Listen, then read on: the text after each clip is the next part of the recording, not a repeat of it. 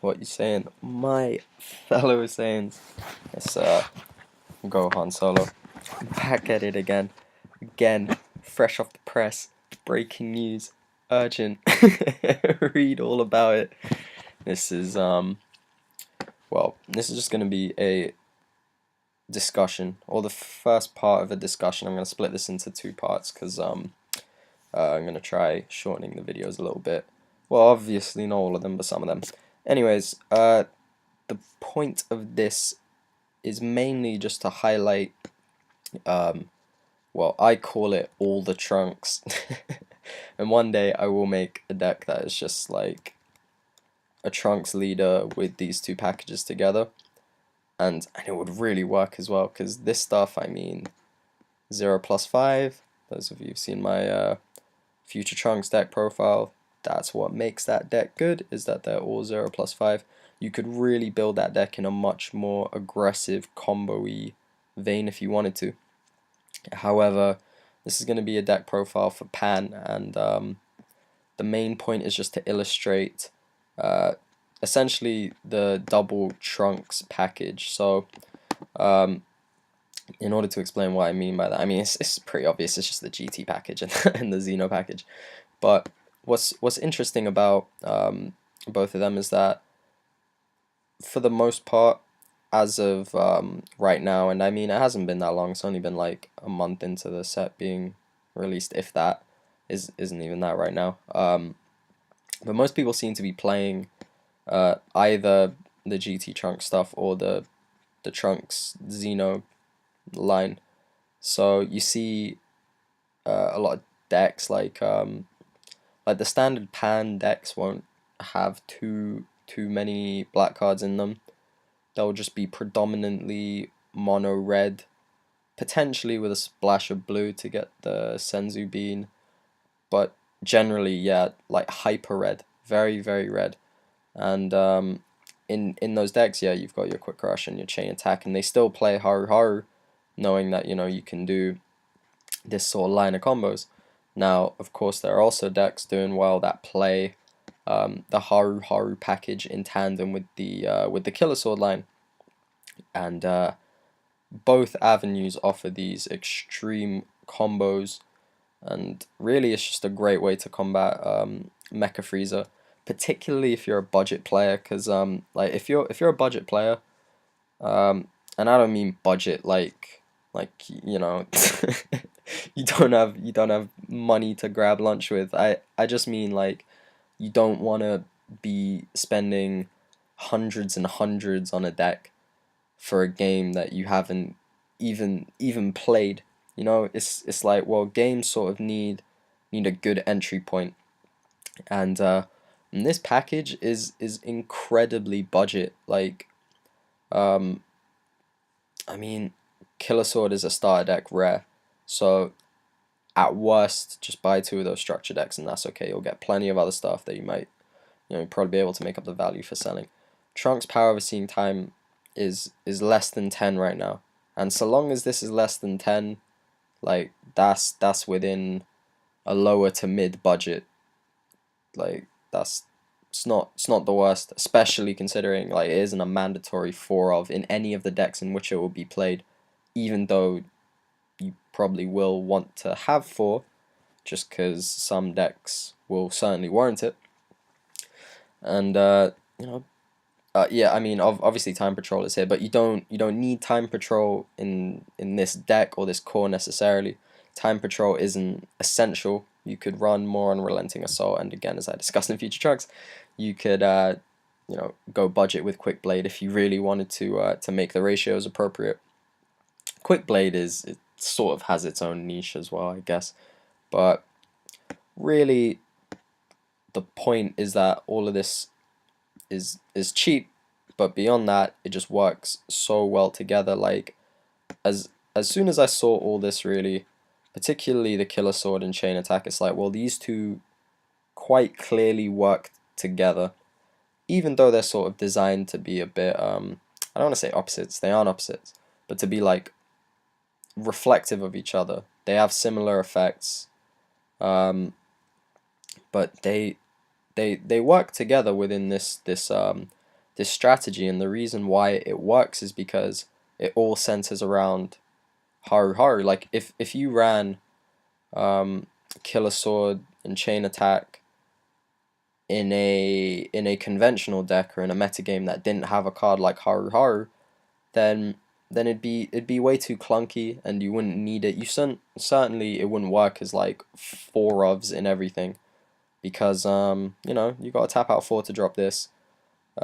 This has an evolve cost as well, so you'd be playing 1 per turn, which means that you're obviously not gonna play both. You're gonna pick whichever one is the best, which is Killer Sword, obviously, and go from there. I mean, again, like, Pan incorporates the chain attack line for this reason. Killer Sword, while the things that you evolve it on top of are better than Quick Rush, obviously, you do have to run more cards to accommodate the package, while in conventional Pan lists, Quick Rush is fine anyway. It isn't amazing, but if there's one deck where it will be okay in, it's Pan, and then you get the bonus of Chain Attack on top of that.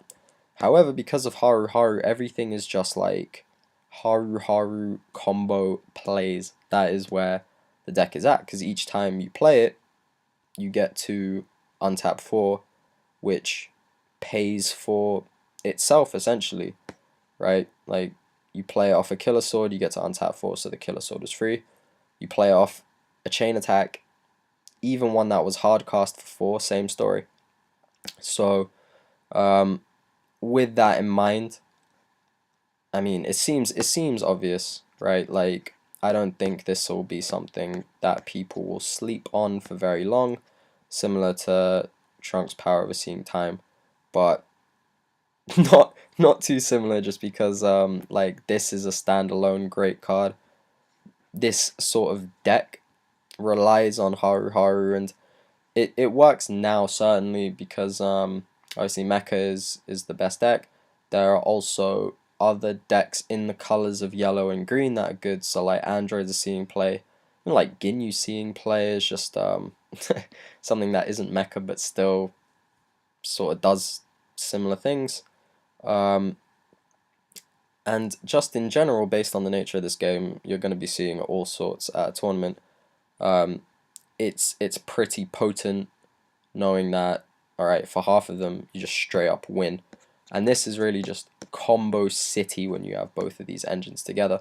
Now, one interaction that's really cool is that you have Dark Plot, right? So Dark Plot, you choose up to 1 battle card in your warp with an energy cost of 4 or less and play it, and if you use a skill to play a card with Overwhelm, you choose up to 3 of your energy and switch them to active, which is pretty relevant, right? So let's say you're on 5 mana, you might play the Dark Plot, get a well, one of your Trunks is out, any of the Trunkses, other than Killer Sword because it doesn't have Overwhelm. You then untap, and you then have enough mana to play the Killer Sword from there. So like, you have 5, it costs 4 to play, and you untap 3, so it essentially costs 1. Leaves you with 4 mana up to play the Killer Sword, then get Haru untap 4. That's all good stuff.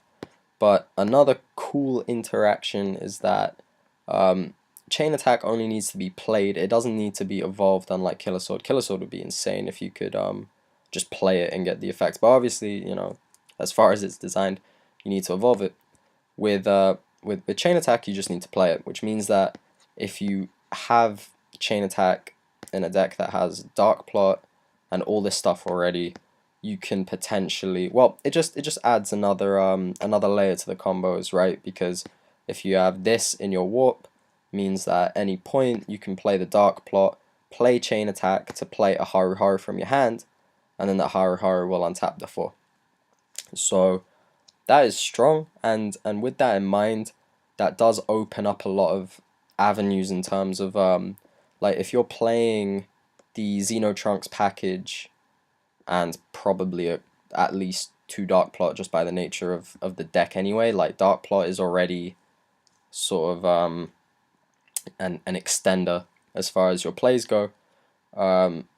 you may very well just, like, you could just chuck in 2 chain attack, know that you're never gonna play it. Like, if you draw it, you can combo with it, just get it in the grave, get it in the warp, knowing that it's there for you to potentially dark plot in order to extend your combos later on.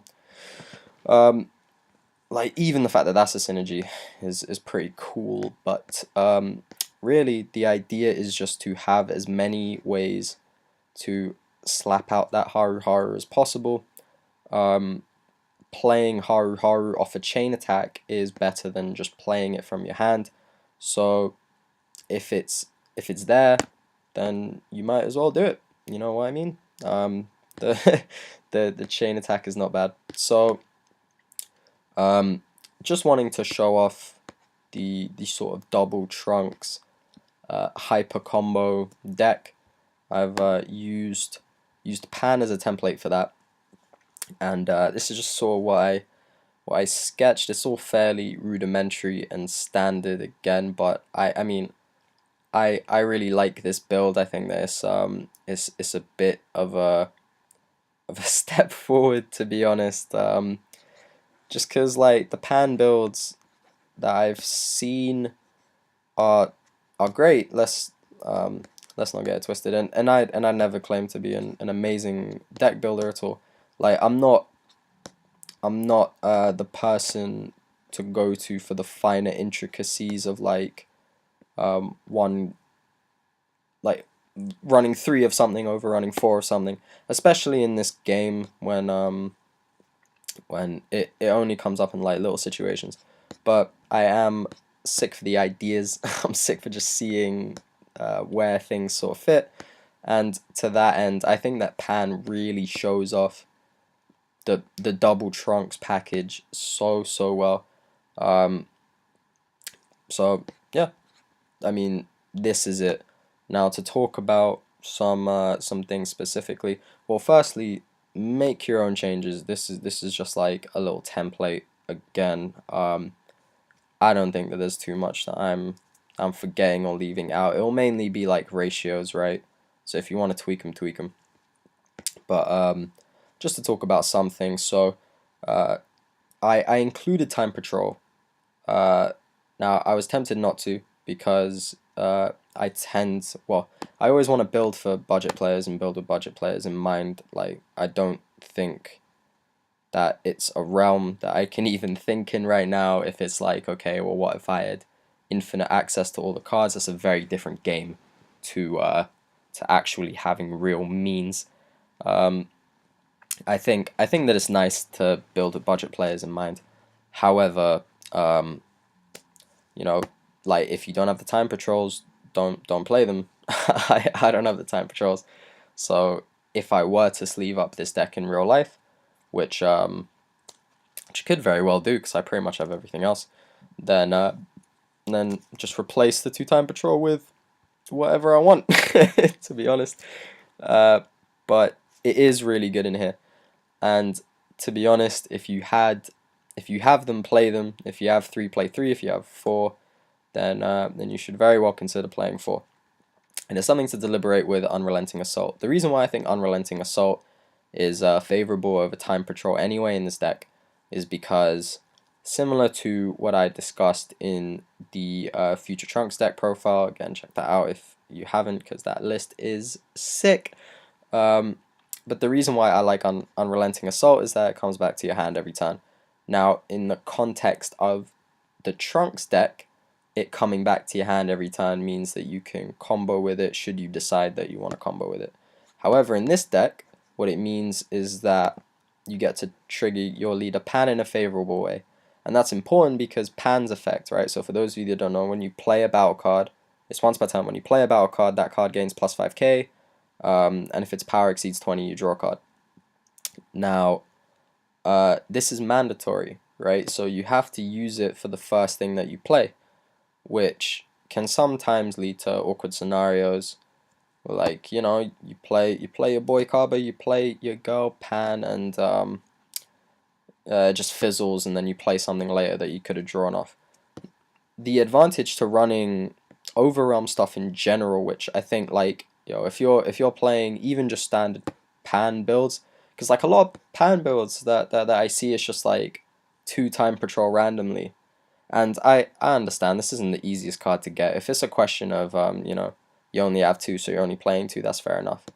But if it's like, oh, you choose not to play as many as you can, in that it seems weird to me, because these are both 15.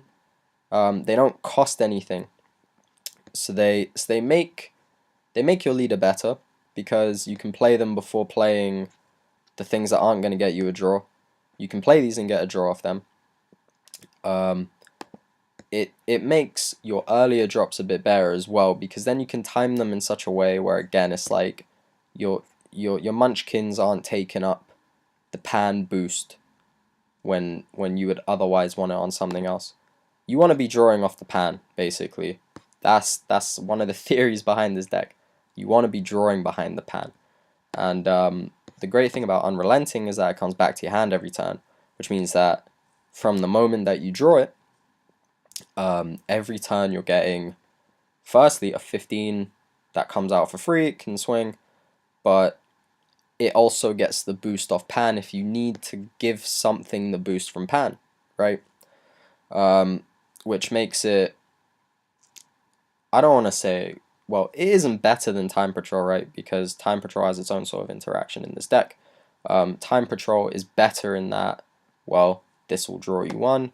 Time Patrol will draw you 2, and you'll get to scry, right? So it's like you play the Time Patrol, you look at the top 2, you add 1 to your hand, you can choose to place the other one on the top or the bottom, and then you draw. So if you choose to place it on the top, then you're drawing 2. Very, very strong. Which again is why I would run more of them if you had access to them. But the reason why I like Unrelenting, I'm not gonna say prefer Unrelenting. Like if you had both, then you probably should be running both. I think maybe the best ratio would be like 4 Time Patrol, 3 Unrelenting. But we're not all made of miracles, so we can't all run ratios like that. The nice thing about Unrelenting is that it comes back to your turn every hand, which means that the first, well, as soon as you see it, you're drawing a card every turn until they kill it, which means that they waste valuable removal on an Unrelenting Assault Trunks, which has already drawn you a card that turn. So that's one advantage to all this stuff, is that it lets you draw off the pan a bit easier, synergizes with the leader nicely in that regard. Now, going more towards the other end, so one thing that's also really good about the pan leader is that it doesn't state that it has to be during your turn, which means that as it's currently going right now, you can use it during your opponent's turn. And the reason why I say that is because they could very well errata it so that it only works during your turn, because I don't think this is the kind of effect that they meant to work like that.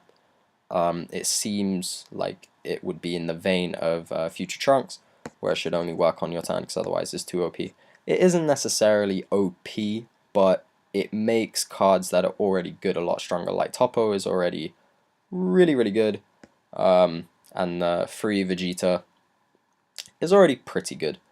And well, they both draw you a card now, which is strong. Again, it's what you want to be doing. You want to draw a lot to see as much of the Haru stuff as possible, so that by turn 4 at the latest, you can be dropping, like 2, 3 at least in one turn, which is very easy to do because, it's going to be in your hand, in your warp, or in the deck. And by that point, you should see at least one, right? But in all likelihood, you're probably going to have accessed 2 at the minimum, but certainly at least 1. And even if it's just 1, you can interact with it in such a way. Like, I know this has crit, but you don't have to attack with it. And the reason why you wouldn't attack with it is to combo with it to get it in the grave, to then banish that same turn for an overwhelm, to combo with Trunks. Let me give you an example, right? So if you play the chain attack, play Haru, swing with the chain attack, combo with the Haru, then play one of the Xeno Trunkses, which has an overarm, so you'll banish the Haru that was in your grave. Xeno Evolve into Killer Sword, get the Haru back on tap. Then you can swing with the Haru if you want, but oh, it's just all so good. It all links together so well. Ah, it's amazing. I love it. Like if you're playing against Mecha, you're gonna hit them, man. Like you can do so many combos, and I mean, just quickly going into other ratios, like you can shift it, you can run different stuff if you want to. Like I didn't include Promo Han again. Shout out Promo Han, I seem to always talk about him. Run him if you want to run him. If you want to run ratios differently, then do. Like I have Quick Crush at 3 because like this is the only deck that Quick Crush would even would even be good in, really. It's such an average card. But if you're like, yeah, you want 4 just to try and maximize the chances of curving Quick Crush into Chain Attack, then fair enough. Alternatively, if you're like, Quick Crush absolutely sucks, you don't even need it, that's fine as well, to be honest. Like you could cut these down easily. You don't need the ratios to be like this. They are a bit exaggerated in terms of having as many of these. Like 2 and 2 would be fine, but that's a bit scrubby. You could probably you could probably amend it again. Like you don't need to run the Quick Crush technically in order for this sort of combo to work. But that's completely up to you, right? I went with 3 Killer Sword just because it's a hard 4 mana play. You can't play it earlier like you can the Chain Attack, and I only ran 2 Dark Plot because you know, this deck isn't going later. That's why there's there isn't so much of a focus on Power Overseeing Time as well. Like Power Overseeing Time is the type of thing that again, you don't even have to run it in this deck, but I would run at least 1 just as another good target off Dark Plot. But I think that 2 is like the real minimum, if that makes sense. Because like in any deck, by having at least 2 Power Overseeing Time, it means that at some point you will be able to loop them. As mentioned in the Future Trunks video, if you have a Power Overseeing Time in your hand and a Power Overseeing Time either in your grave or your warp, you can use the one that's in your hand to add the one that goes into your warp as soon as you play this or is already in your warp, and just keep looping it that way. However, that's not really going to happen in this deck. You're just going to be using the Power Overseeing Time to get like a clutch super combo back or something like that. Or of course, getting one of your combo pieces to sort of just fix up your hand. Like for that reason, Power Overseeing Time might be more important to the deck than maybe you could say I'm giving it credit for. Like you could easily just like scrap all the Quick Rush because you don't need the Quick Rush. Just get it out of there. Maybe cut this down to minimum 2, but maybe 3. You could still run 4, but you probably wouldn't run 4 in this case. Just cut some of the stuff from the GT engine, up the Power Overseeing Time, because like what, you know, two mana play do you have other than that? I mean, you got the Quick Rush. Power Overseeing is probably better than dropping the Quick Rush. I mean, Quick Rush isn't bad, but the Power Overseeing would help in terms of doing what you want to do. Again, just getting the Haru in your Warper in your hand, getting the things that get it out in your Warper in your hand, just to accentuate those plays. But it's all there. It's all good. And I mean, this even if like card for card, this isn't how you would play it. Um, just just appreciate that double trunks is strong with the way Haru works. Like Haru already, if you're a budget player, 100% pick up your Harus, pick up your killer swords, and pick up your power overseeing times now while they're still under 10. Then you have the core, that format defining core for now. Like is it the strongest stuff out there? No, but like compared to the green good cards, like how much is a green good card dot deck? It's not cheap. It's not cheap. How like the more expensive red cards, stuff like Jiren and Promohan, where red becomes more mid-rangey than it is in this sort of aggro context.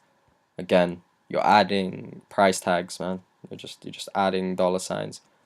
While this is a premium tier 1 sort of package, but not for a premium tier 1 price tag. In any case, super strong, and I'm pretty sure that, well, people will clock on to the double trunks because double trunks is strong. But yeah, that's it from me. I'll do a part 2 following up on it, because I did include Quick Crush in this, but the next deck I'll be discussing goes in a different direction, where you focus more on just having chain attack trunks as something that's in the deck to end up in your warp in case you want to dark plot it out. Plus, I mean, you can play it for 4. Like, nothing wrong with that, especially if you're, because you're getting a Haru at the end of it and you're untapping anyway. So, you don't lose anything from just using this as like a clutch marauding captain for you Yu-Gi-Oh players out there. But like you don't need the Quick Crush. I just put it in just to make everyone feel better. So yeah, that's it. I hope you like like my content. Subscribe. I'll put up more videos and stuff. But yeah, catch you later.